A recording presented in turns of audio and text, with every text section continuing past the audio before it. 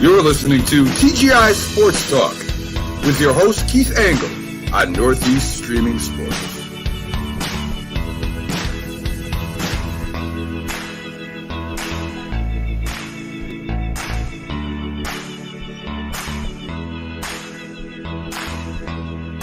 Hey guys, Keith Angle for TGI Sports Talk's College Sports Huddle. Just playing around with a little new music tonight.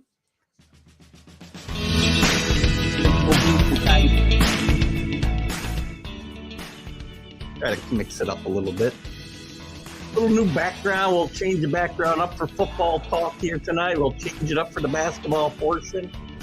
Try to keep you guys in the mood. Hope everybody's doing well tonight.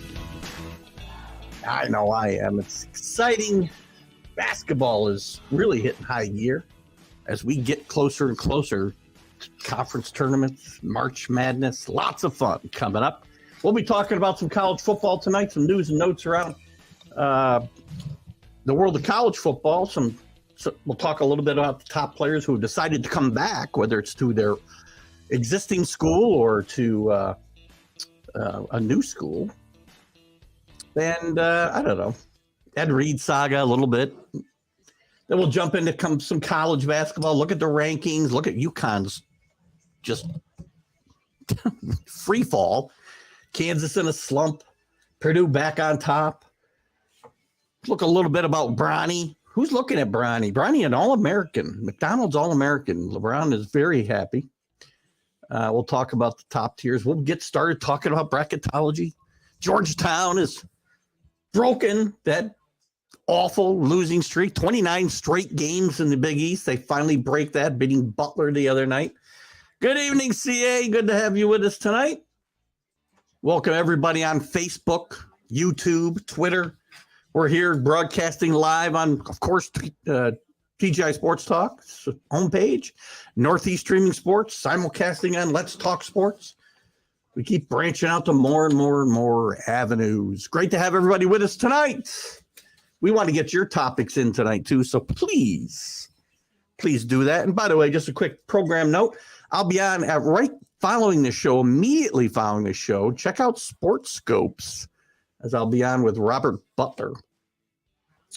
Talk about Bill O'Brien, which is one of our topics in college football tonight, leaving Alabama, going back to the New England Patriots. And we'll talk about Tom Brady looking for schools in Miami, interestingly enough. But that's another story. So we're going to talk some college sports tonight. So be prepared, bring those topics, bring those comments, and we'll take it to the wire. Where are we going to start tonight? Let's start with Greg Rawlings. Let's give Greg a shout out tonight.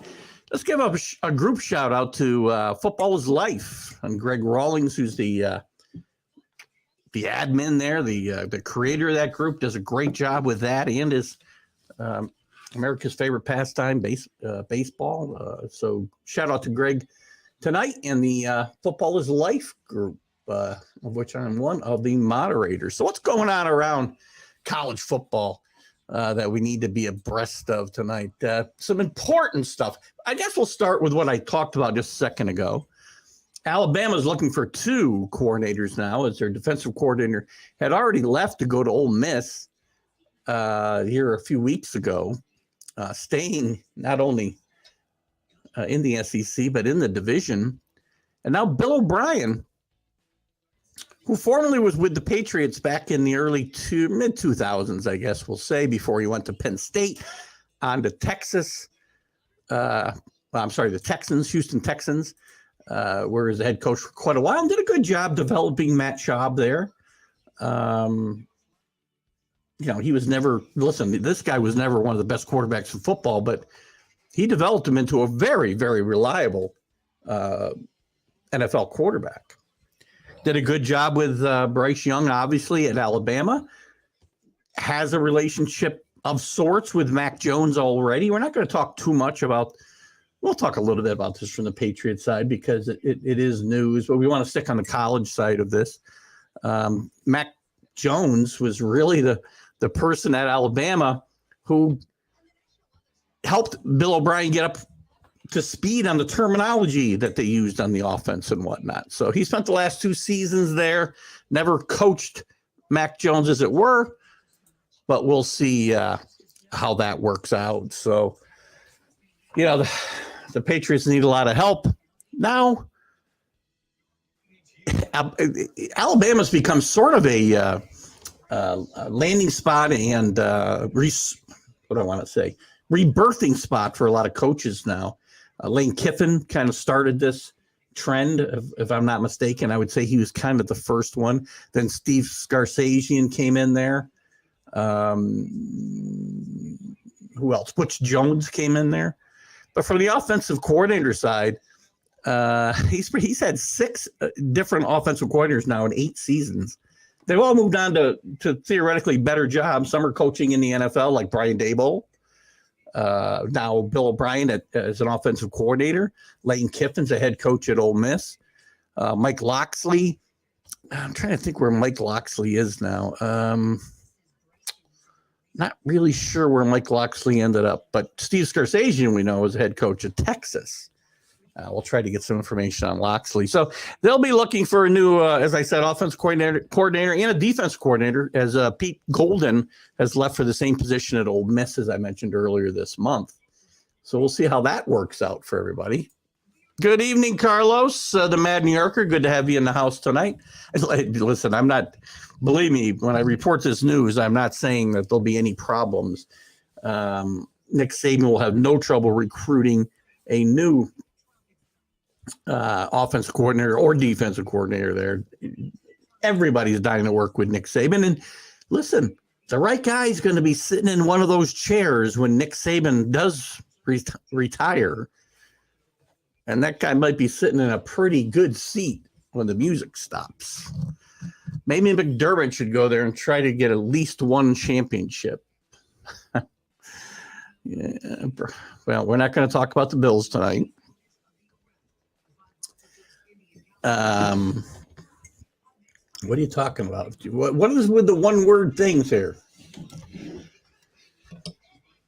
Okay, we're not going to talk anymore. And listen, he's not going to hire Joe Judge to be his offensive coordinator. That's for sure. It'll be interesting. He's had a habit of rehabilitating coaches, coaching reputations, for lack of a better term.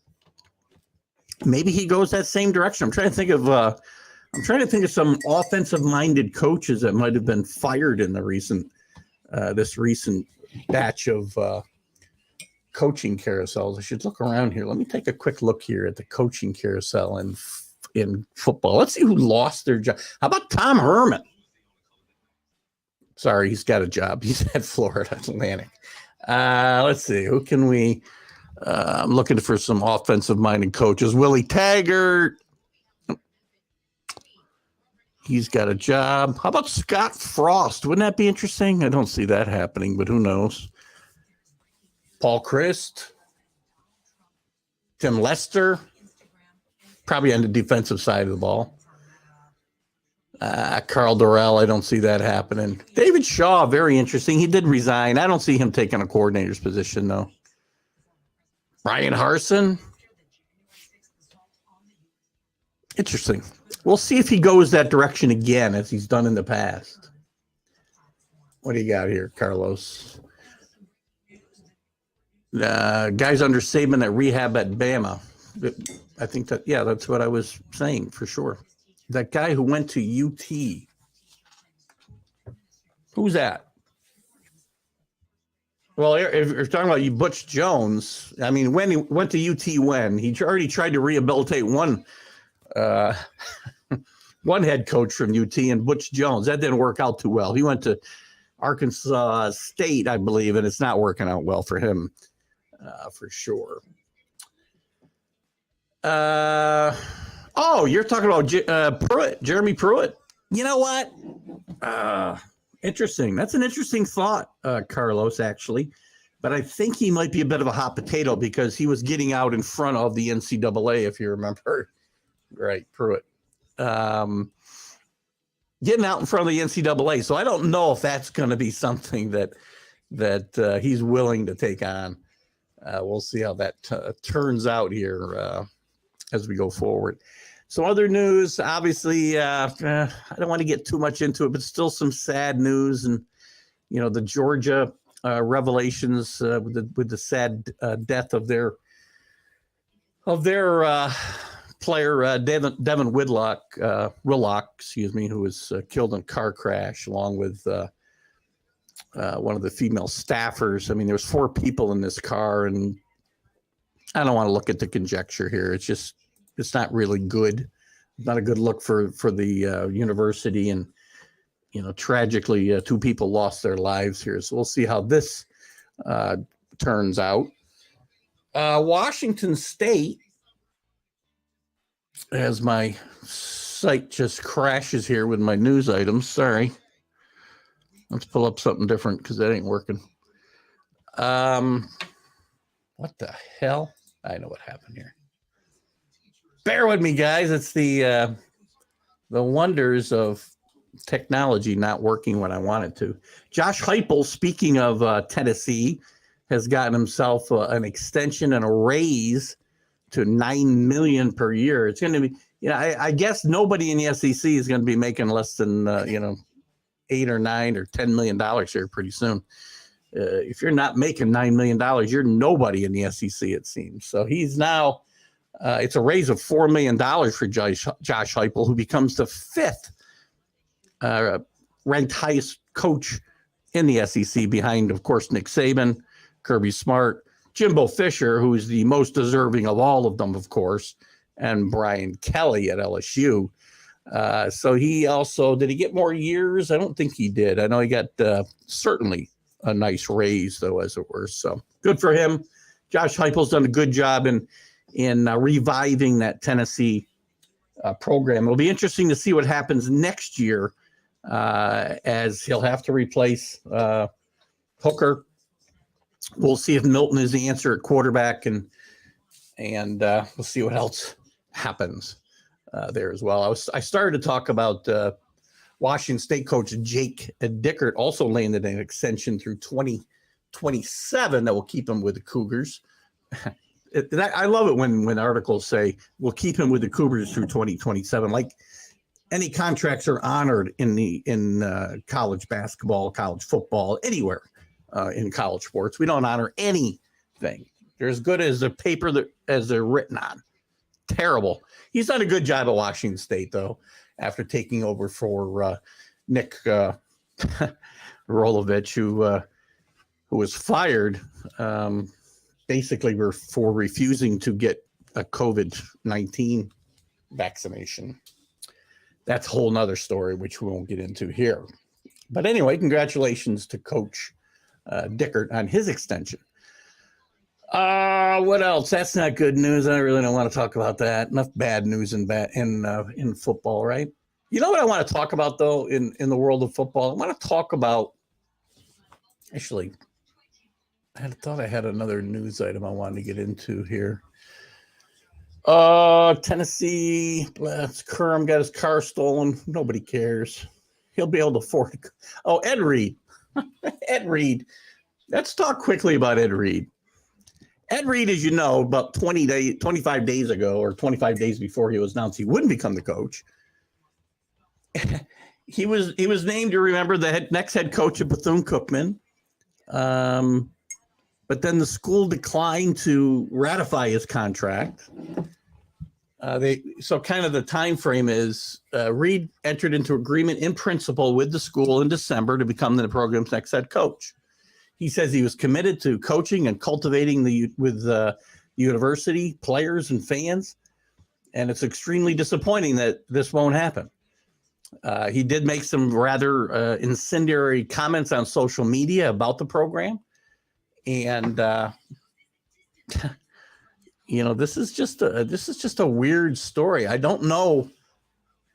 It's obvious that somebody promised him something that the university refused to deliver on. And as it turns out, now Bethune-Cookman's looking for a coach. Ed Reed is going to have a stain on him, as he badly wants to coach in Division I football. He openly has campaigned for the Miami job before. he wants to coach, but this is not going to help him going forward. This is a bad look for him. It's a bad look for the university. And I'm just not sure how this will all turn out. But it's not, like I said, this is just a bad look for everybody. There's a lot of bad looks in college football between a couple of stories at University of Georgia, between the whole NIL nonsense with Florida losing their top recruit. And again, we know how I feel about this whole NIL thing. $13 million was promised to this kid. $13 million that this conglomerate, again, the word's escaping me that I should be using, didn't have. This is happening all over the place, by the way. Bad stories in college football. And it's all about money. All of it's about money. It's just so sad. You need to get an SEC. Everybody needs an SEC coaching job, man. Jeez, it's like hitting the lottery. You could be like Jimbo Fisher. You don't even need a win. $3 million. You gotta go to Vanderbilt. They'll probably offer you $750,000. A little off topic for Rick. The Mohawks Hot Stove Dinner's coming up. We'd love to promote that. Excellent guest speakers here with Cecil Fielder and Charlie Hayes, former Yankees, as well as other teams, obviously. Cecil Fielder probably had his heydays with the Tigers, but great job getting them up there. I think, if I'm not mistaken, my second cousin, Chris Yeager, had a lot to do with getting them into the area, because I believe they're attending another event in the area as well, which is, I don't remember the name of it now, but it's good to hear that they're going to be in Amsterdam. Don't know where it's being held, Rick, but certainly keep us abreast of that. We'll certainly announce it on the rest of our shows as well, especially the Sunday show. Congratulations to the Amsterdam Mohawks and Brian Spagnola for getting them to there. They get some great keynote speakers, right? They've had Dwight Gooden, they've had Bobby Valentine, I think Howard Johnson, and I'm missing a bunch. Just a couple that come to mind. Both guys were Yankees. Yes, they were both Yankees and others. I mean, Charlie Hayes probably had his best days elsewhere. He won a world championship with the Yankees in '96, which is how I remember Charlie Hayes. Really good glove, decent bat, had good years with the Phillies and the Giants, and by all accounts, a good guy. Clock Tower. Isn't that Clock Tower? There's a banquet hall in the Clock Tower now. That's interesting. I did not know that. I know the Armory's been all redone. I did not know the Clock Tower had a venue. And they're doing a signing. Yes, they are doing a signing event as well, I'm sure. We'll keep our fans abreast of that, definitely. Rick, if you can get me some information, and I will certainly push that a little bit as well on the show. I'd be happy to do that. And congratulations to those guys for getting a couple of good names for that. That's very interesting. So anyway, yes, the Ed Reed, what a mess. What a mess. But is there other than Georgia winning and, the great Stetson Bennett story, is there anything good happening in college football? Man, it's so ugly. Everything going on. Yikes. Anyway, let's talk a little bit about who's staying. Who's staying in college football? Do I have a that's for basketball? I guess I don't have a real. Yeah, I guess I don't. That's okay. This is chatter. Who's going to stay? Who are the big kids who could have come out and probably been drafted fairly high, at least in their own minds, but they've decided to stay in school for one reason or another? They might be chasing a championship. They might be looking to hone their skills a little bit. Or, quite honestly, they could be staying because they're going to make more money in college next year than they would in the pros. If you're gonna be a third round selection in the NFL draft, you might as well stay in school. Sam Hartman. They're probably past the third round. Sam Hartman would go, but he's going to stay and go to Notre Dame. Who are some of the other really big names, the biggest names that have decided to stay? Let me just check the date on this. So this was updated January 18th. So if anything's changed in the last 7 days, you guys can correct me. Michael Penix might be, for me, the number one name on here. I think Michael Penix Jr. Goes into next year as a Heisman Trophy candidate, leading Heisman Trophy candidate. He had a great year at Washington last year. Washington, for me, is one of the teams to watch making a breakthrough. I think they made a breakthrough this year, but really breaking through and maybe being a dark horse contender for a national championship or at least a playoff spot. DeBoer's done a great job there, and I do think Michael Penix will have a huge year. He had a big year this year, threw for 4,600 yards and 31 touchdowns as they went 11-2, surprising a lot of people. So I think this team will have I think they'll get a lot of buzz as having being playoff contenders. So Penix decides to stay. Hard to say where his draft position would have been, but again, if you're going to be a third rounder, late second, third round, you're probably better off staying in college. My guess is he will be collecting more NIL money than he would if he went into the NFL this year. Bo Nix out of Oregon, same kind of situation. Moved from Auburn. Michael Penix, by the way, moved from the Big Ten in Indiana to Washington before last year. Bo Nix moved from Auburn to Oregon, had a big year for Oregon with 44 touchdown passes. Pac-12's done a great job in landing some really good quarterbacks in the transfer portal here the last few years. Bo Nix, I would expect to have another big year. And I think the Big 12 or the Pac-12 is going to be much better next year. I mean, you've got Washington that's really going to take a step up. I think Oregon will be better in landing second season there. USC is only going to get better. If they can improve that defense, they'll get better. UCLA got to replace their quarterback, but Chip Kelly's done a really good job in the portal. Washington State, Oregon State, all surprises last year. I think the Pac-12, and you got Deion coming in. I know that comment will come in here in a minute, but Colorado's going to have some work to do. Don't expect them to be in the hunt for the Pac-12 right out of the gate. Not going to happen. Let's see if we got any comments here while I'm getting ready to continue here. Okay. Jordan Travis. I missed a guy here somewhere. Blake Corum is coming back to Michigan, which is a big deal for them. Really missed Blake Corum, or a healthy Blake Corum, in the playoff. Lost to both in the Big Ten championship game, which they did win, and the playoff loss to TCU. Blake Corum, that was a big part of their game. Running the football for Michigan is still a big part of their game. What could they have said in that game with TCU if he was healthy? I think they would have certainly had a better chance to control the football a little bit, keep the defense off the field. They would have gotten killed by Georgia anyway. Because the Big Ten, until they can throw the football better, like Ohio State at least, they're not going to really catch up to the SEC. As much as I hate to give in to the SEC elitists, you guys are really good. Jordan Travis, quarterback for Florida State. Florida State with a big rebound last year to 10-2. He threw for 3,200 yards. He rushed for 400 yards. Total 32 touchdowns. Mike Norvell, his system really taking hold in his third year, I believe.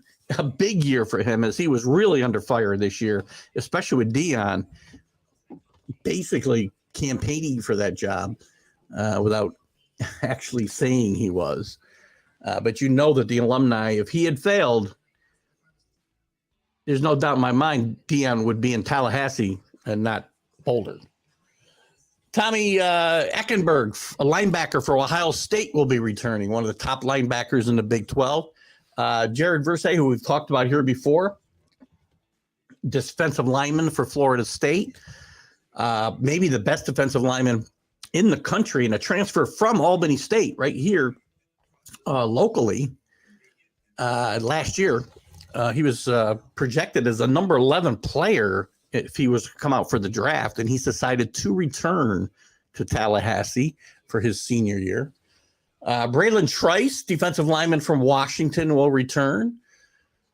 Oh, this is a guy I'll never be able to say. Fashanui, offensive lineman for Penn State. Listen, I bash Penn State a lot and James Franklin a lot. And you got to show me you can beat Ohio State and Penn State.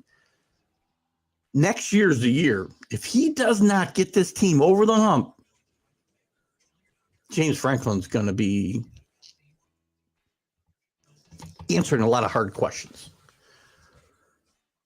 Let's see. What do you got here? CU wants, they do want to dominate after OU and TU leave for the SEC. That's, I think you're probably more referring to USC and UCLA leaving for the Big Ten as CU plays in the Pac-12, not the Big 12.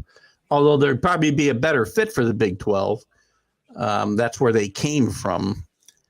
But listen, if Deion stays there long enough, and I think he'll stay there because I don't think he's probably taking another job until the Florida State job comes open.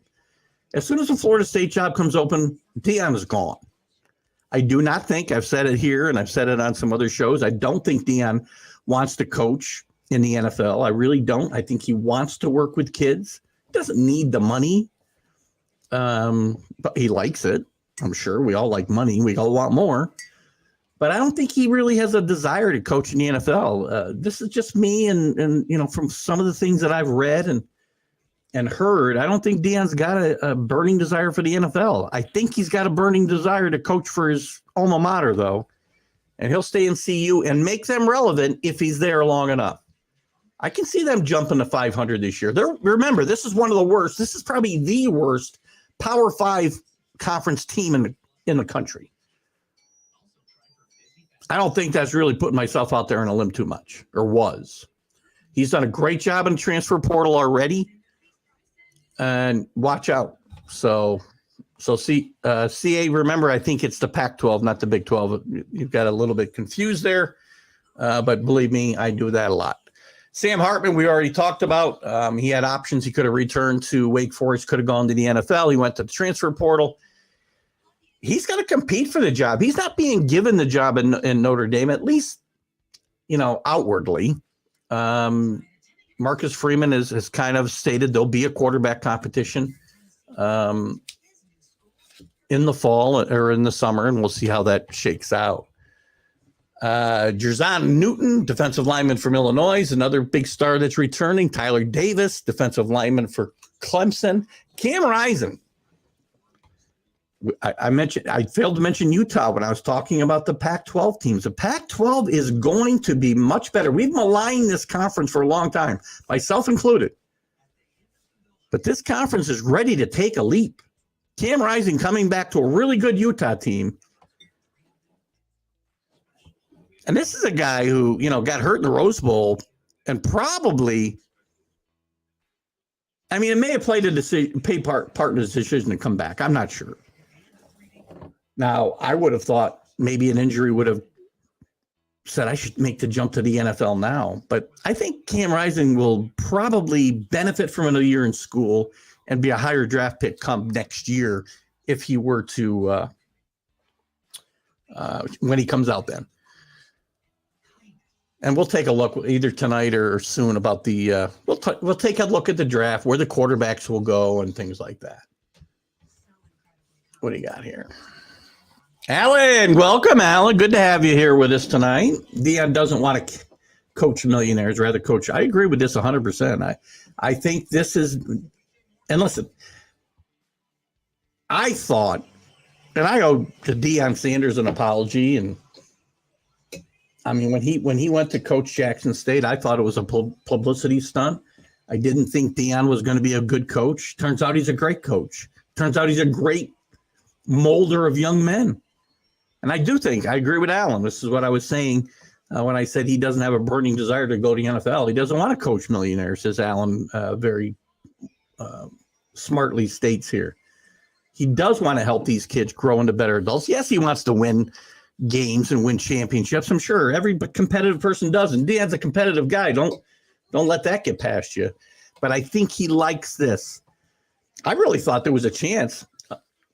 again, until the Florida State job opened up, that he would stay right there at Jackson State and stay with and I know there's some people that are getting on him for leaving because he should stay there and really help the historically black colleges with that type of exposure that he gives them. But, look, he's brought them some limelight here the last 3 years. I don't think it's his responsibility to carry that torch all by himself.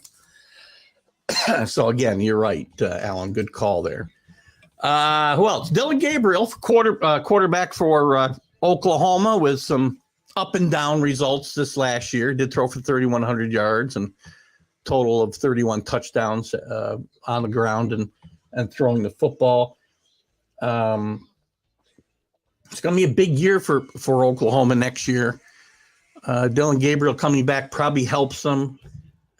This is going to be Venable needs to have a good season next year. There's talent on this team. Lincoln Riley didn't leave the cupboard bare. He took Caleb Williams with him, but you replaced him with a pretty good quarterback. 6-7, or even 7-6, isn't getting it done next year, and Venable is going to be facing some heat himself if he doesn't get this thing turned around quickly, especially with him going to the SEC in 2 years. You don't want to turn into Nebraska, moving to the Big Ten. You don't want to. Oklahoma doesn't want to become that. And you know what? They could be teetering on the precipice of that if they're not careful. I know you're going to disagree with me, Alan, and feel free to do so. And I'm not saying that's going to happen. There's some good talent there. They're still recruiting well. They got to improve that defense. We know that Lincoln Riley can't coach defense, but that doesn't mean there aren't athletes there that you can coach up, right? I mean, come on. Keith Randolph, defensive lineman for Illinois, will be back. Spencer Rattler, who was derided on this show every time I brought him up last year, at least early in the year. He had a very good second half of the season, beat some really good teams, and was part of the reason that Shane Beamer was able to get this program headed in the right direction. Great job by Shane Beamer. And I think Spencer Rattler coming back is very smart. If he has NFL aspirations, he's got a long ways to go. I think maturing as a player and maturing as a person before he's ready for the big time. But Spencer Rattler will be back to try to continue that improvement at South Carolina. Johnny Wilson, wide receiver for Florida State. KJ Jefferson, the quarterback, the mercurial quarterback, if you will, for Arkansas. He's up and down, threw for 2,600 yards and 24 touchdowns last year. Did have a pretty good force running the ball as well. Very important piece of this Arkansas resurgence as well. I think a disappointing season for Arkansas and KJ Jefferson last year, and I think he'll look to redeem himself there. Trey Benson, running back for Florida State. Jaden Daniels transferred into LSU last year and led them to a much better season at 9-4, I believe they finished. Much better, and a spot in the SEC championship game, more importantly. Much better first season for Brian Kelly than I would have thought. Jaden Daniels, I think, smartly decides to stay in school. He rushed for 885 yards, threw for 2,900 yards, and a total of 29 touchdowns. Smart move by him. And last, like the top 20, Rome Aduzzi from Washington, wide receiver, will stay there and catch balls from the previously mentioned Michael Penix Jr. Washington is my team to watch out for next year. Absolutely my team to watch out for. Oh, what do you got here, Alan? Check out Alan's new show, too, by the way. But he's got a bunch of shows. Alan's going to be doing more shows than me pretty soon. Maybe he already is. He'll have a new show all about Oklahoma sports. There was some talk, Alan. I can't remember what I was asked. Rick, maybe you remember if he was going to cover a certain sport, and I don't remember. I don't think Alan was with us that day, and it might have been on a Sunday Stream of Consciousness show. But check out Alan's his roundtable show and also his Oklahoma sports, covering all things Oklahoma. I expect some better comments out of you about my boy Mike Gundy going forward as well, Alan. Just an FYI. What do you got here? Got the number 2 recruiting class behind Manning, number 2 quarterback, in the recruiting class behind Manning. Well, you'll need it. I mean, again, this is you. I think you've got to agree with me that this is a big year for Coach Venable and the Sooners. They need to turn this thing around as they head into the SEC. This cannot be another 6-7 or 7-6 season. They need to win the Big 12 in my mind. Leave this conference on a high note. And it's going to be tough because that league is going to be, I think K-State will still be very good. I think TCU will definitely take a step back, but Texas will be better depending on what happens with their quarterback situation and some other things. So anyway, Jackson Arnold, I believe is his name. Number 2, I believe you are correct, by the way. Isn't it interesting that the number 7 quarterback, what's his name, Rich? I can't remember the kid now who now has been to Miami. He's committed to Miami, and he's committed to Florida in the last 2 months, and had his NIL deal pulled because they didn't have the money to fund it. Unbelievable, man. Telling you, you keep telling me what a great deal this is, Carlos. Who's it good for? How does this deal at Florida help anybody? It hurts the coaching staff. It hurts the reputation. It doesn't say $13 million deal with, Gator alumni / gosh, what's the wording? I keep saying conglomerate, but that's not it. Oh, God, why is it escaping me? Anyway, the headlines don't say that. The headlines say Florida loses number 1 quarterback recruit over NIL deal. Who's that hurt? That hurts their recruiting badly. Hurts the kids standing. He's been at 2 schools in a month. Bad. Rangers versus Maple Leafs tonight. There's our hockey update. Go Rangers, by the way. Thank you, CA. Be with us Sunday. We'll have Jim Beringer back on to talk some NHL pucks on the Stream of Consciousness show. Speaking of Washington, it was with Mickey's birthday, I think yesterday, wasn't it, Rick? Maybe it was Monday. I did wish him a happy birthday, and I hope Mickey's doing well. We haven't seen him on this show in a while, and I do hope he's doing well. Rick had asked me about Mickey. He's popped in here and there, and Rick may not have been here that night. I think there's only maybe one night I saw him. But I hope Mickey's doing okay. Big Washington Husky and Washington Cougar fan. So happy birthday again to Mickey, if you happen to hear that. Alan Show, going to talk mostly OU sports this weekend, including some softball. Cool. Girls softball at Oklahoma, very good. Or is it Oklahoma State? I forget which one's the really good one. And again, I want some better coverage from Mike Gundy. I want some positive coverage from Mike Gundy, my boy. Oh, he's a man. Thank you. Oh, God. Oh, my God. Anyway. What else are we going to talk about tonight? What else we got in college football? I don't have a lot else in college football. Let's see what I got up here. Did I give myself any other notes? Let's look at this. Jaden Rashada, by the way. That's the guy's name I couldn't remember from Florida.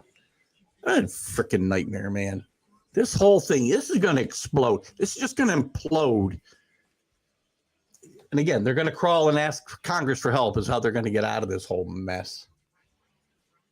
Oh, boy. Anyway. Just looking over some of the questions in the mailbag for Mandel on The Athletic today. If there's anything important we wanted to chat about.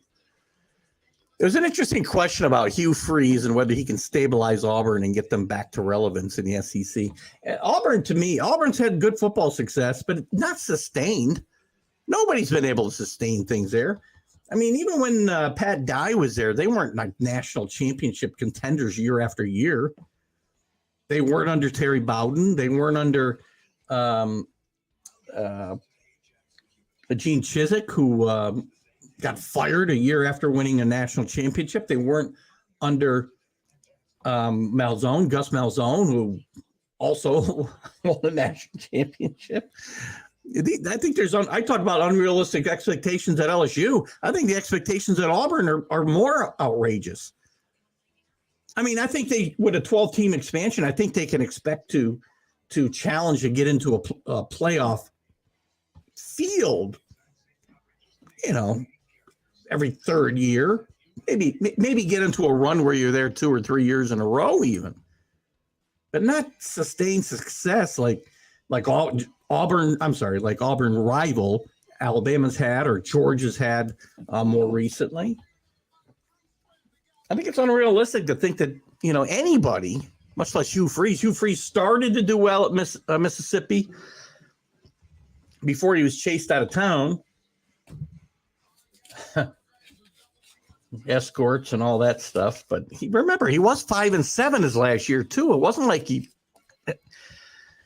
had 2 really good years at Mississippi, by the way. Don't forget, he went really well, went to New Year's Day bowl games and beat Alabama both years before he went 5-7. College baseball. Listen, we're going to get into some college baseball here. And hopefully Alan will. I'm sure Alan will on his show as well. When the spring comes, I do want to talk some college baseball. We'll get Larry Sorensen on. He does cover, as he does the football team, he does the color analysis on the Wake Forest baseball. So we'll talk some college baseball with Larry and in general when we get to that part of the season, which probably will start up here pretty soon with the teams on the East Coast, Southeast Coast, I should say. As they head towards the College World Series in Oklahoma. Always a fun time. The only thing I don't like about college baseball, CA, is the aluminum bats. Because first of all, I hate the ping. Second of all, you can't really tell how good or how much power a kid has. When they're hitting with an aluminum bat, you don't know how good his line drive rate is because you can hit a ball and just hit a bullet with these aluminum bats, especially where they're made today. They were like that when I was playing. I was going to say 30 years ago. That'd be wrong. Not quite. I guess I was still playing a little bit when I was 32. So, I got to tell you too. Who's the guy? While we're talking about baseball, why don't you guys, Augie Garrido, I'm sure that you, CA, if you follow college baseball, know of him. He passed away a couple of years ago now, probably 4 years, maybe 5 years ago. But he was a coach at Cal Fullerton. He was a coach at Texas for a long time. There's a great documentary, and I think you can probably find it on YouTube. In fact, I know you can find it on YouTube. But go watch it. It covers his career, and there is no better coach in any sport and no better motivator of young men that I've ever seen than Augie Garrido. Loved him. Some classic rants by Augie too. So great coach. I know he's missed. He died 2018 now that I look at it. So check that out if you get a chance and you like these sports documentaries, behind the scenes, kind of look at somebody's career, especially if you like college baseball. If you like sports in general, it's a great documentary. Check it out. What do we got here? Rick Sherlock. The Mohawks have another Wake player signed for next season, former Amsterdam player. Yeah, I'd like to know who we talking about. He's from Amsterdam, Rick, playing for Wake. I'd love to know that myself, and we'll certainly keep an eye on him as the season goes on, for sure. Let's see. Got myself on all kinds of. I got myself off on a bunch of tangents here. Sorry. Anything else we want to talk about? I'm going to move to college basketball for a bit here if we don't want to talk about anything else. There's really nothing else that big going on in college football right now. We'll start looking at some of the draft projections here soon. We'll keep an eye on the transfer portal, of course. But I want to get into some college basketball. I'm just looking over some other stories to see if there's anything else we really need to cover. And unless you guys have something, we got here, Alan. Alan's got something for us. The 4 projected quarterbacks in the first round. By the way, yes, Anthony Richardson to me here is a reach, a huge reach in the first round. If I'm anybody, and I think Anthony Richardson, he's the candidate to fall. Like Ritter. No, Ritter, I guess you can't say fell. Malik Willis was probably the guy who fell, took the hardest fall last year. I would say Richardson's the guy to do it here. I would look for Will Levis to go number 1, by the way. I think he's the most ready to play right now. And I do think C.J. Stroud will go before Bryce Young. There's a couple of comments on those guys, and we'll get into them a little bit deeper as we go through, too. Smart fellows get practice in the woods. Good point. Cape Cod League, and there's a couple. If I'm not mistaken, Rick, the perfect game league that we're talking about, where the Amsterdam Mohawks play here in upstate New York, I believe that's a wooden bat league as well. You can project all you want. Malik Willis was projected to go number 3 last year too. So where'd he get picked? Richardson is if Baltimore takes Richardson at 3, I'll stop doing this podcast. I'll have to back up on that comment, but I do not see Anthony Richardson being able to help an NFL team anytime in the near future. Now, I understand, nobody saw Brock Purdy being able to help an NFL team either. I get it. This is a kid, though, who had a very up-and-down career at Florida. He looked like a world beater to start the season last year against Utah. He didn't even have that great a year in college last year. This is not a kid ready to play in the NFL. The other 3, yes, they could play now. But Richardson's a project. He's not going number 3. And I'm sure I can find other projections. I do this with the Mad New Yorker all the time. I'm sure I can find projections for him anywhere from 3 to 103. But I would say, look up Malik Willis and see where he was projected last year. Right before the draft, guys. There was talk Carolina was going to take him right away. We didn't do our draft show last year where we call the picks for our teams. We didn't. We got to do that this year. I need more guys, what I need, Rick. You know what I'm going to do? So we don't need the Patriots. We don't need the Vikings. You can help me round some guys up. That'd be awesome, Rick. We can, I don't know. We got Jet fans. We got, we can let, you can get your brother Bob to pick for the Giants. Help me round some guys up. We got a Dallas picker in Allen. CA, not sure who he picks. We got Anthony Price, I think, is a Ravens. I don't know why I think he's a Ravens fan. I think we can put together a few guys. I got Tanner D, who can pick for the Chiefs from the Let's Talk Sports Network. We got, I know they got some Bills fans over there. I think Nick Botkins is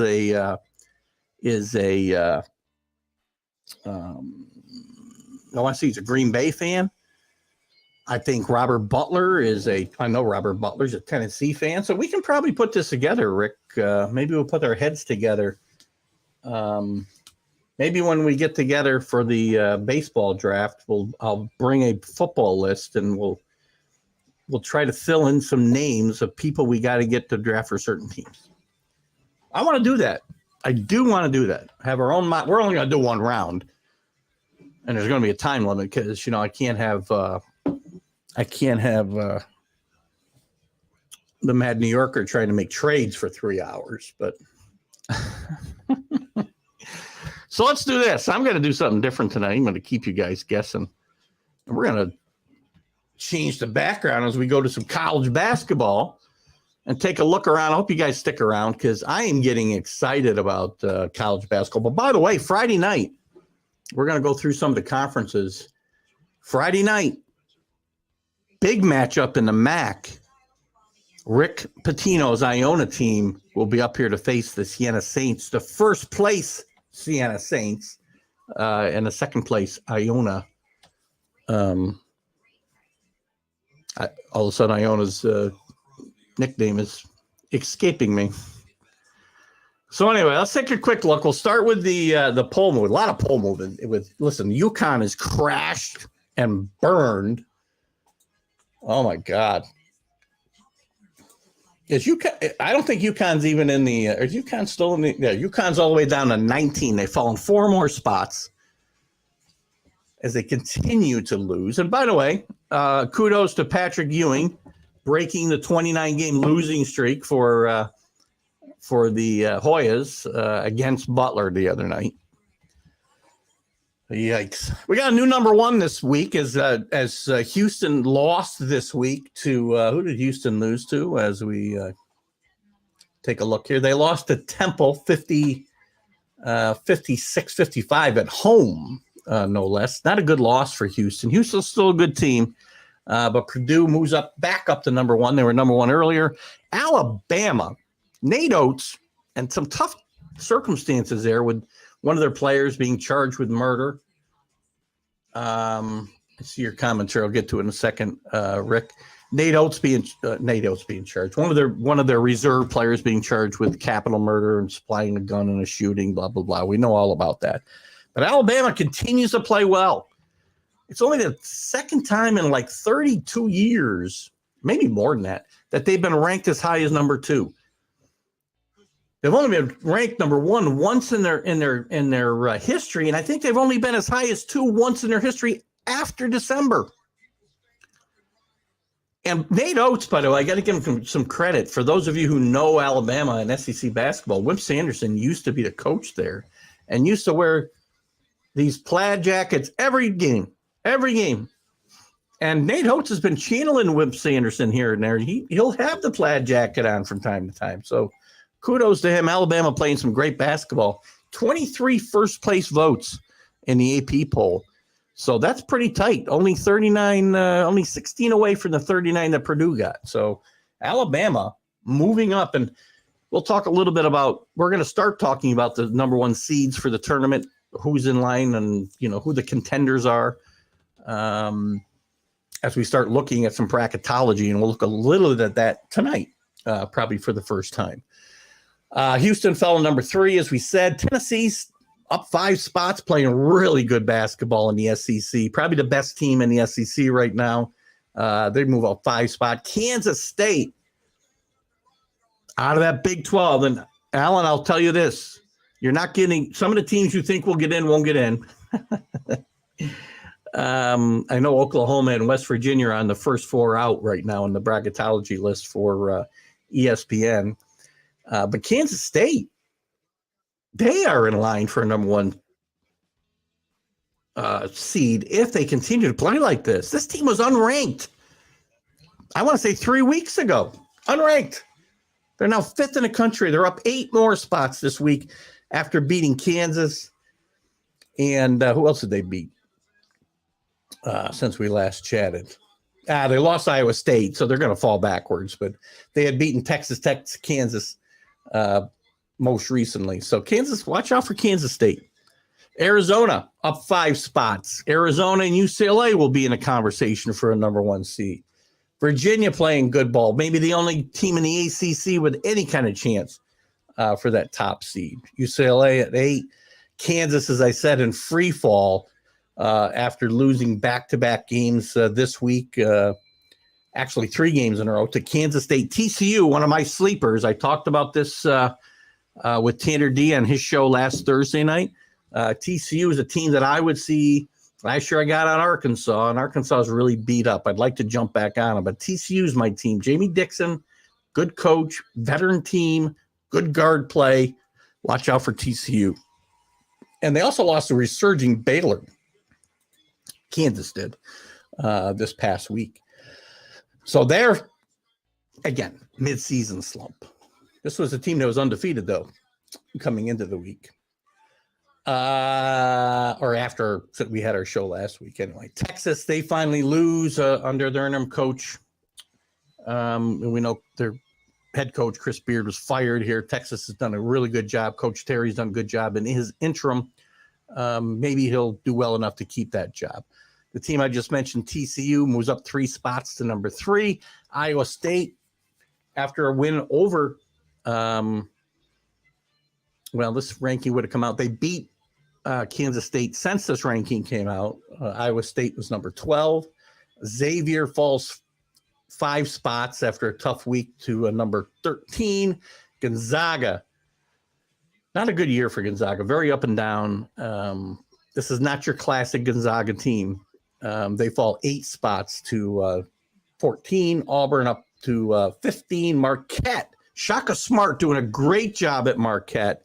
Listen, this is a team that could very well do some damage, if not win the Big East tournament this year. Watch out for Shaka Smart and Marquette as we get to the postseason. Baylor, as we said, playing much better ball recently. They're up to 17. Charleston, who has yet to play anybody, by the way. I don't think they've beaten a top 100 team, but they're 21-1. There's number 18. They stay where they were. UConn drops 4 more spots. Been a tough run for UConn recently. Danny Hurley missed some time with COVID. They lost consecutive games to Marquette, who we mentioned a minute ago, St. John's, Seton Hall, 2 teams that are middling in the Big East at best. And then they beat Butler by 30. They hammered Butler here this week since the poll came out. Miami, the U, you can see it here. I don't really need to do it. 15-4. They dropped 3 spots, though, to number 20 under Jim Larangara. Florida Atlantic moves up 3 more spots. Last week, the first time Florida Atlantic ever ranked in the top 25. St. Mary's, who's going to push Gonzaga in that West Coast Conference tournament, I think. I think St. Mary's very, very well might beat Gonzaga. They'll both get in the tournament. And St. Mary's would be another team I would watch out for in those first couple of rounds as a team that might surprise somebody and make a Sweet 16 run. Providence in the Big East down to 23. Clemson down 5 spots in the ACC to 24. And New Mexico under Richard Pitino, we've talked about a couple of times, 18-2 out there in the Mountain West. Good job for them. They're now number 25. And out of the rankings this week, Rutgers and Arkansas, who's really, really come crashing down. It brings us into some bracketology talks. This is Joe Lunardi. I usually use Joe Lunardi's bracketology as my guideline to start some conversation. And we do have a couple comments here. Let me, Rick, I think, come on, where's my, always grabbing the wrong mouse. Rick says, correct, wooden bats. There you go, CA. So get some good wooden bat baseball up here in the Northeast. I haven't been to a perfect game league game. That's hard to say in quite a while. But it's really, really good baseball for sure. If you want to get out and see some good baseball and you're up in the area, do that. There's teams everywhere from Amsterdam to Cooperstown to there's teams here in Albany. I don't know how far south they go, Rick. You would know better than I. But it's some really good baseball. Rick, maybe when they come down here and they play the Albany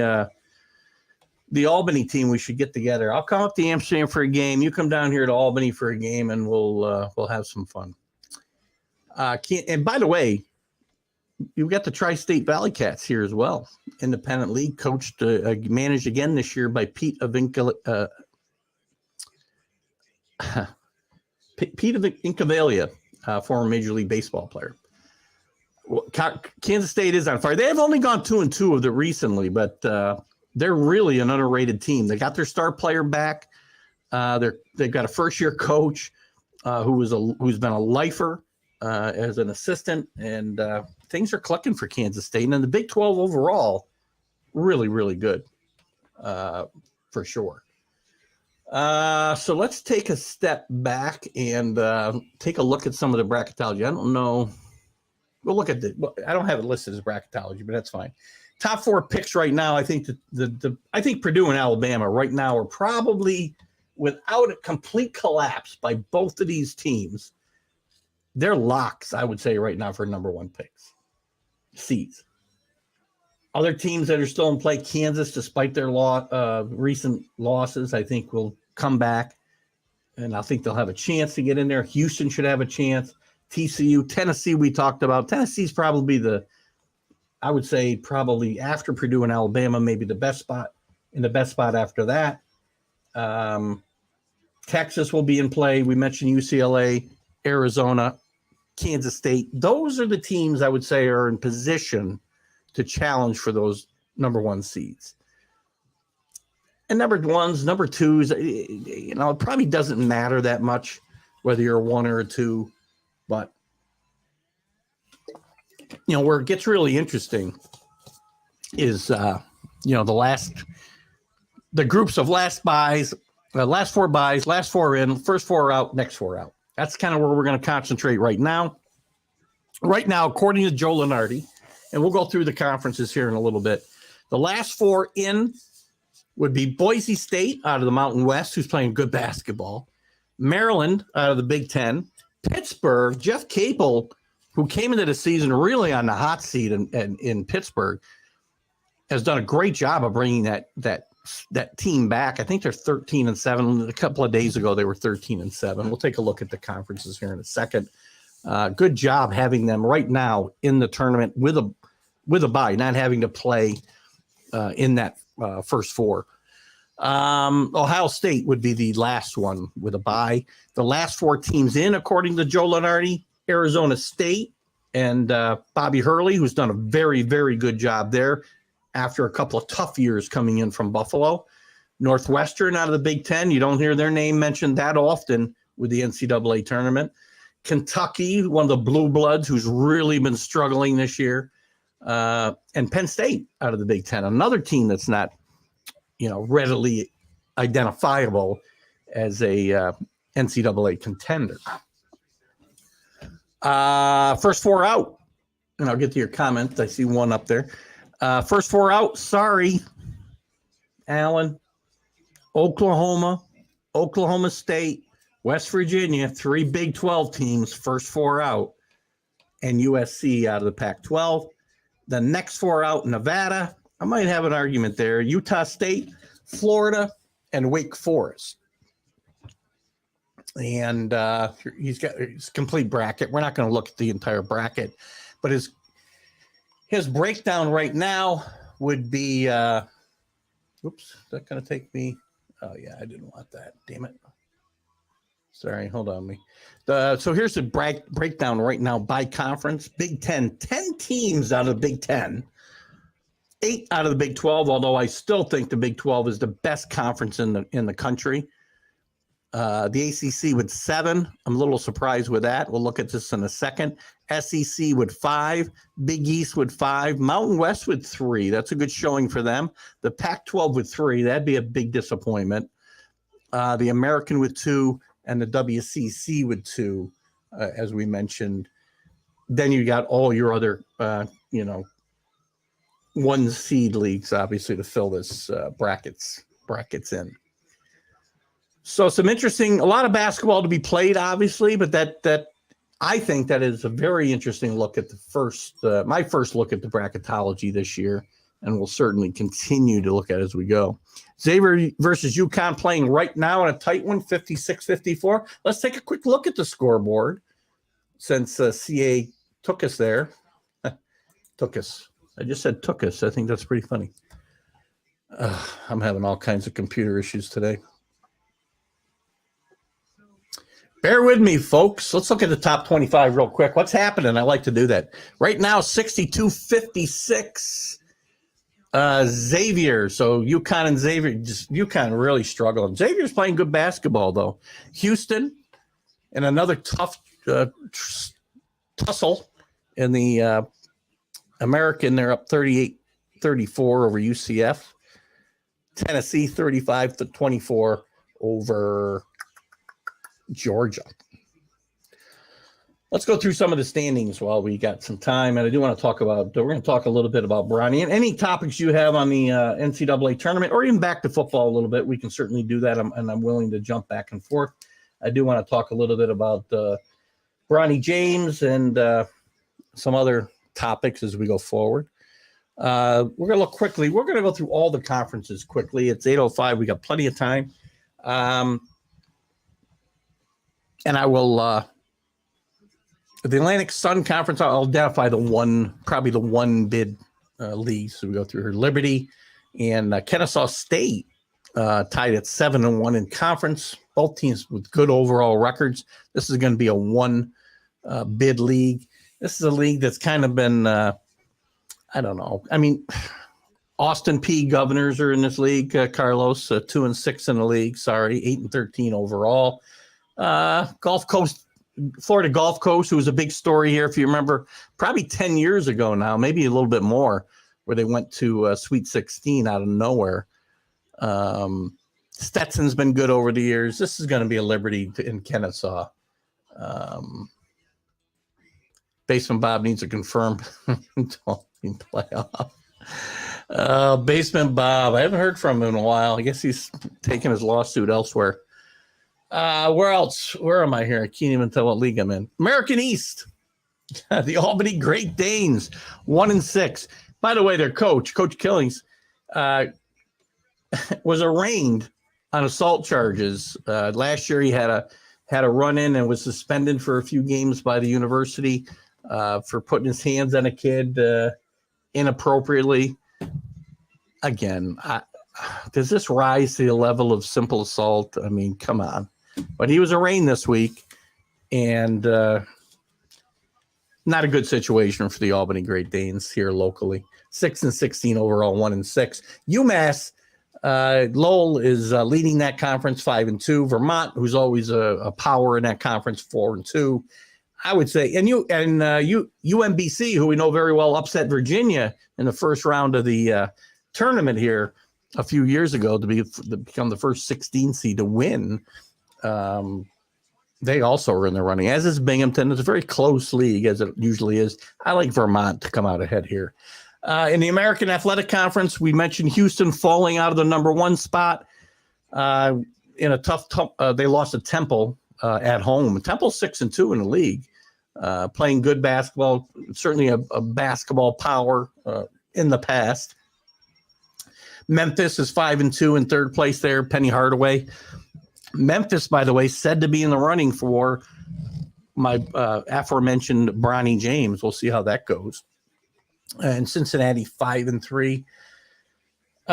This is probably going to be, I mean, right now, I think Lenardi has this as a one bid conference. I'd be shocked if they didn't get two bids out of this league, though.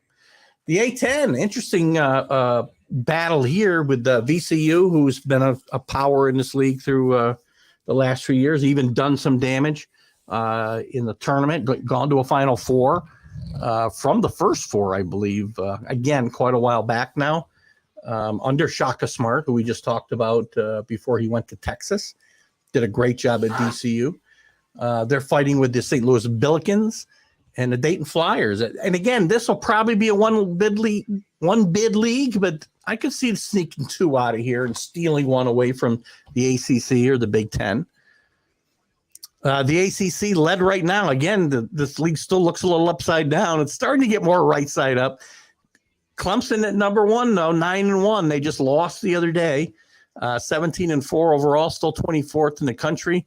Virginia under Tony Bennett, 7-2, 15-3. They'll be a contender for a number one slot if they were to win the ACC championship. Miami, the U, in third place here. North Carolina starting to right the ship in Huey Davis's second year, playing better basketball the last week. And Wake Forest is in fifth place here. Then we get to Pittsburgh 6-3. I mentioned Jeff Capel, who was really on the hot seat, starting to fight his way back.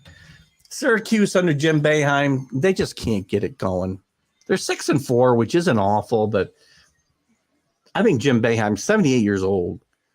And I think you're going to see, if not this year, then next year will be Jim Boeheim's swan song. Having trouble recruiting. I think when you're 78 years old and nobody knows what the succession plan is going to be. There was a time where they had one with Mike Hopkins before he left for Washington, where he's in big trouble now. I think it was still easy to recruit. But, when Joe Girard, who's a great player, local kid here from Glens Falls, when he's your go-to guy, when he's your marquee player, things aren't going to be very good. We got a couple comments here. John DeLon in the room. We'll get to your league here in a second, John, when it comes to basketball. Congratulations. You haven't been around. I'll give you a chance to crow a little bit. Congratulations to your Georgia Bulldogs. I'm not your Georgia Bulldogs, but your SEC champions winning the national championship. I did bet Georgia at the end, so you know. In fact, I bet Ohio State to cover, and they did. And I bet Georgia. We won't talk about the other bet. We'll get to your SEC team in a minute. So you get a chance to crow a little bit. His own player. Yeah, his own player. Yeah, he's also been sued by the player, and he was arraigned on assault charges. Rick, I mean, you can't make this stuff up. I mean, look, you can't. We know that things are raised to a certain level, right? We saw Bobby Knight really step over the line with the Reed kid before he left Indiana, put his hands around his throat. By all accounts, I mean, there was a time where you could grab a kid a little bit. I'm not saying you physically abuse a kid. Don't get me wrong. But now you can't even look at a kid sideways. You're going to worry about, being charged with assault, for crying out loud.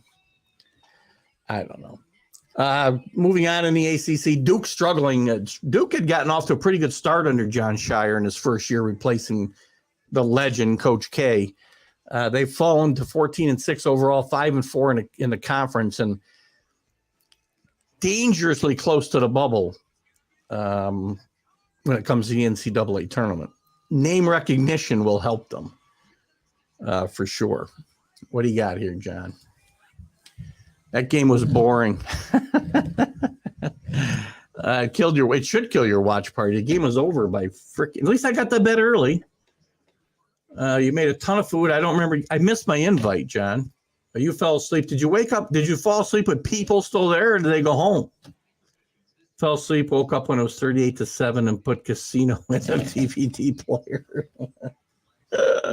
I think that game was more violent than casino. TCU let more blood than Joe Pesci. Big 12, I will tell you again, the best conference in the league when it comes to basketball. We're on basketball now, Jen. So when you make your comment that I'm crazy, I'm talking about basketball. Iowa State leading the conference now after Kansas State lost the other night. I believe to Iowa State. They're both 6-2. Both ranked in the top 12. This league has 6 teams ranked in the top 25. I think they're going to get 6 teams in. I think they might get 7, depending if Oklahoma can get themselves close to that 500 mark. Again, you know how I feel. Teams ought to have to be 500 in their conference to be able to get to the NCAA tournament. And if you got to take teams from normally one bid leagues, then do so. But they have to be 500 in their conference. But Iowa State, Kansas State, Texas, TCU, Baylor, Kansas, they're all going to be in. It's just a matter of whether Oklahoma State or Oklahoma can get it together to grab another seed. Big East, resurgent. Xavier Musketeers, 8-1, number 13 in the country. Right now they're beating UConn, who's been on a really bad streak, as we talked about, falling from number 2 in the country to 19 in about 2 weeks. The Marquette Golden Eagles, 8-2 under Shaka Smart, as I talked about earlier. Shaka Smart doing a great job there. These teams been on fire since December, middle of December, just before Christmas. Providence playing well. They're also 23rd in the country. They're 7-2 in the Big East. But they'll get in. Xavier's getting in. Marquette's getting in. Providence is getting in. Creighton's getting in. Seton Hall probably on the bubble. UConn will get in. Villanova finds themselves on the bubble because of a bad start. Their first year without Coach Jay Wright. And St. John's. This team is too good with too much talent under Mike Anderson to be 3-6 in the conference. They had a big win to get to 3-5 against UConn, and then just came back with a real stinker the other night. So this team can't get out of their own way, and Mike Anderson may not get another chance if this team doesn't make the NCAA tournament this year. John DeLon's people left before he fell asleep. That's a good thing. They might have cleaned your whole house out. That was a shame. I made he made 6 extra large pizzas, hummus, guacamole, and my mom brought a big pot of chicken and gumbo. Wait a minute. How am I not invited to this party with chicken and sausage gumbo? No shrimp? You gotta have shrimp in the gumbo, don't you? Gotta have shrimp in the jumbo, John. The Big Sky is going to be a one-bid conference. Probably come Eastern Washington's 8-0, 14-7 overall. Should come down to them in Montana State. The Big South. UNC Asheville will probably be the winner of this league. Again, it depends on the tournament play, obviously, but I would say it's going to come down to UNC Asheville or Radford here, as so often does. Winthrop usually is a good bet to make the tournament, but they are not playing good basketball this year. The Big Ten. Interesting that this is the team that Joe Lunardi's now got 10 teams getting into. So he's got to have Purdue, who's number one, and going to be on that 1 seed, and probably the number 1 seed overall, especially if we're to end today, which it's not. Rutgers is second, not ranked, though. They got 1 ranked team. So he's got 10 teams in the tournament. They've got 1 ranked team in the top 25, the Big Ten does. But Rutgers will get in. Michigan will get in. Northwestern, just keep playing well, you'll get in. Illinois, Michigan State, Indiana's playing better. Mike Woodson's got that team righted a little bit. Wisconsin's played better recently. Fran McCafferty's got Iowa playing better. So you could have 1, 2, 3, 4, 5, 6, 7, 8, 9, 10, 11. He's got Maryland, I think, maybe on the bubble. They might have been one of the last 4 in. That'd be 11. So I don't know who he's got out here because I don't want to go through the whole bracket. But Big Ten with a chance for 11 spots in the tournament. That would be a record. Now, but we get sausage. Unless we're making it wrong up north here, I get sausage and shrimp in my gumbo. No? God, I love gumbo, though. Here I am talking about gumbo. Thank you, John, for coming back. The Big West, UC Santa Barbara, UC Irvine, a lot of UCs, a lot of University of California teams in this conference, probably Santa Barbara or the Anteaters, one of my favorite nicknames, and the Gauchos, is one of my favorite nicknames as well, will be the representative here, 1 bid. The Colonial Athletic Conference, 1 bid. It's going to be Charleston, most likely. Charleston's going to be an interesting case study. They're 21-1. They're 9-0 in the conference. If they were to lose their conference tournament, does this become a 2-bid league and they steal a bid away from one of the powers? That's possible. That's what some of the things we'll be watching out for here as we go through this rest of the season. Conference USA, we mentioned Florida Atlantic. They'll be the favorite going into their conference. This is a 1-bid league. Again, another interesting conversation. Should they lose their tournament? This is where you get into this is where the Power Fives lose their 10th and 9th picks because somebody like Florida Atlantic or Charleston loses their conference tournament and then they have to get an at-large bid if they feel if it's felt it's warranted. None of the independents are going to get in. There's only 2 left in basketball. The Horizon League, Milwaukee playing really good. Northern Kentucky playing really well. Youngstown, Cleveland State, who's got a pretty good tournament history of pulling some surprises, as does Oakland. So this is going to be a 5-team battle in this conference. And again, one bid. A lot of fun for those teams. Ivy League is a cat fight right now between the Tigers, no pun intended, and the Cornell Big Red. I like Cornell this year to win this thing.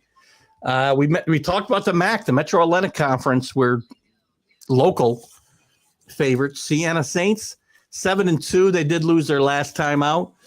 Still leading by a half game over Rick Pitino's Iona Gales, and the team I couldn't remember their team nickname. Quinnipiac. This will be a fun tournament. I don't know where they're playing this tournament this year. It's much more fun when it's here in Albany. Used to go to we'd go for every game when they played this game here in Albany, and I wish they'd move it back here full time because they don't draw. They come here to Albany, they get 10,000 people in that building, maybe more. They go to Buffalo, they go to Atlantic City. I think they play in Atlantic City the last few years. They don't get 10,000 people in the venue for that. They ought to be here. And as I mentioned earlier, Iona will be here Friday night. I got a dinner to go to, so I might go over there for the second half if I can, because I'm not going to be far away. I'm not far away. I can get there in 10 minutes from my house. So anyway, it's going to be a one bid league. I don't think Iona is good enough this year. They've been maybe in the past to get an at-large bid if they didn't win the tournament. Neither one of these teams is good enough to get an at-large bid. This will be a one-bid league. Mid-American, you got Akron and Kent State fighting out there. Maybe Toledo gets in play there. The Mid-Eastern Atlantic, one-bid team. It'll be Howard or probably Maryland Eastern Shore. Missouri Valley used to be a very good conference. Now it's a middling conference at best. Southern Illinois, Walt Clyde Frazier's alma mater, leading this conference right now at 9-2. Belmont, who's had some good teams the last several years, is 8-2, and I think those are the two best teams here in this conference. Drake, who's had some good tournament appearance records recently, could pull an upset in that conference tournament. And we'll talk about the conference tournaments when we get to that point, once I'm back from vacation, probably. Mountain West, better than you think. One-ranked team in New Mexico, who's actually fifth in the conference at 5-3, but they're 18-3 overall. Richard Pitino, has that team playing really good basketball, but they stand behind San Diego, Boise State, Nevada, Utah State, and then New Mexico. I think right now Lenardi's got them with 3 bids. I think they could sneak a fourth one in there, depending on how the tournament goes. The Northeast Conference, St. Francis, Fairleigh Dickinson, one of those teams should win the conference and get that one bid. Ohio Valley, another one bid team. Watch out for Morehead State in this. I read some stuff about them this week. Watch out for that team come tournament time. Right now, Southeastern Missouri State and Tennessee Tech are tied at 5-3. So is UT Martin, by the way. And the Pac-12, a bit of a disappointment. UCLA 8-1. They've got 2 ranked teams. Arizona 6, UCLA 8. UCLA leads 8-1. Arizona's 6-3. Utah 7-3. Don't think Utah's going to get a bid though, unless they win the conference tournament. Because I think Arizona State, if they're only going to get 3, and Lenardi's right, it's probably going to be UCLA, Arizona. They're in easily. Then it comes down to Utah or USC or Arizona State. And Arizona State's probably played a better overall schedule than the other 2 teams. So we'll see. And then Oregon's still in play, and you could have an upset in this tournament. Patriot League, Colgate Raiders here in New York State, Western New York State. Colgate is 9-0, the favorite to take the Patriot League bid. The Southeast Conference, John DeLon.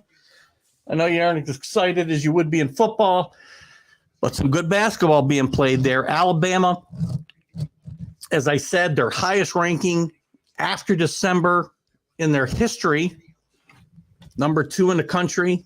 Nate Oates channeling Wimp Sanderson, wearing the plaid jackets out there.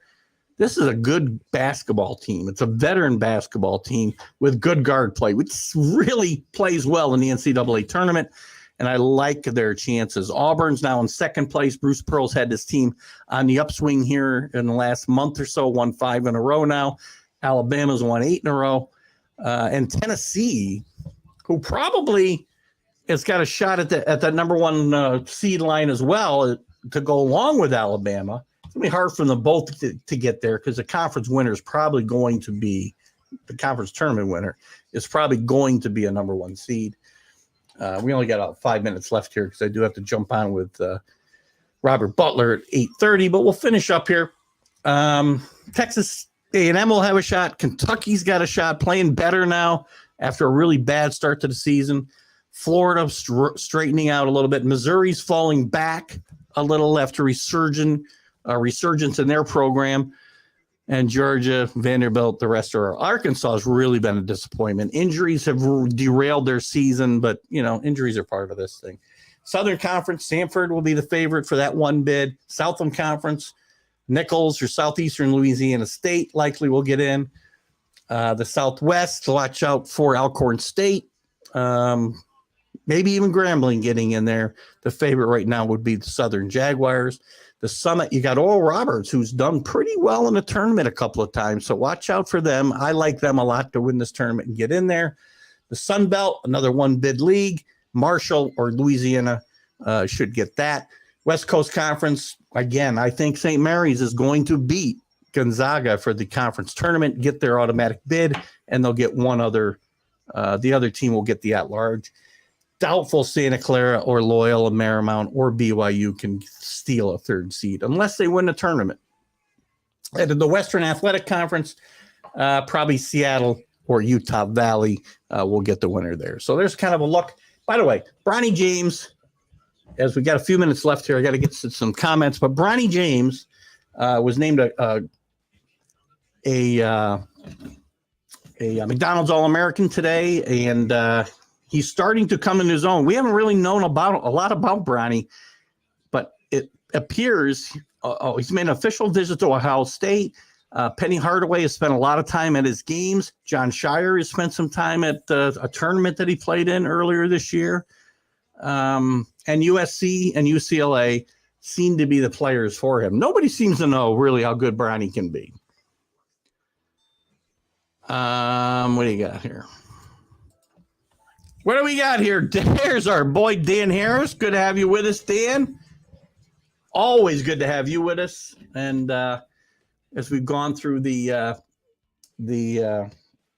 conferences here, I got a couple minutes before we got to sign off. I want to say hi to Dan, and guys, all send your best wishes to Dan as he continues his recovery and working behind the scenes at Let's Talk Sports. And Dan and I are going to talk a little bit about a couple more appearances for myself on his network and some content I'm going to do as far as getting back into interviews. As I mentioned, I started out doing this podcast with interviews of former baseball and football players and some basketball coaches, and had a lot of fun doing it, and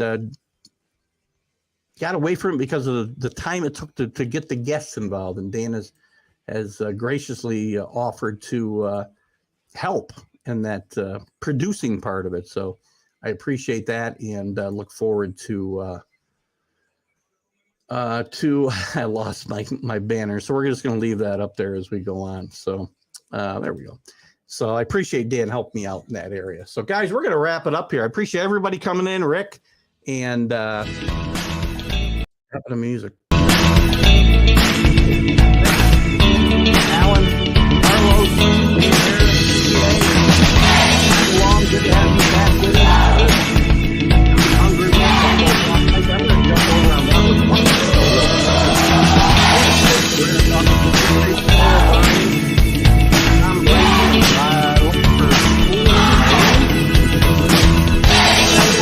we'll see you next week right here on College Sports Huddle. Basketball. College Huddle.